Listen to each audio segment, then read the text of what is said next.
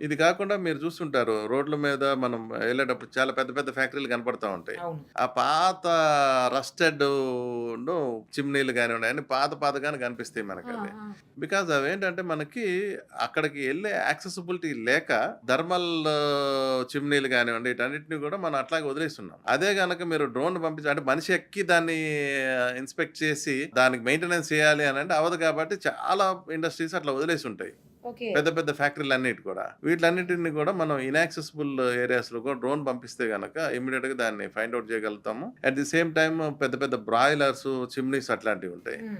వాటిల్ని కూడా మనము థర్మల్ ఇన్స్‌పెక్షన్ చేస్తే గనక అది ఎంత హీట్ ఉండాలి, ఎంత హీట్ అయింది. అలాంటి దాంట్లని మనం ఫైండ్ ఔట్ చేసి ఇమ్మీడియేట్‌గా దాన్ని ఫిక్స్ చేసుకోగలిగితే గనక ఉన్న ఫ్యాక్టరీలే మనం ఎక్కువ టైం వాడుకోగలుగుతాం. మెయింటెనెన్స్ ఈజీ అయిపోతుంది. ఓకే. ఇన్స్‌పెక్షన్, మెయింటెనెన్స్ ఇన్స్‌పెక్షన్ గూడా.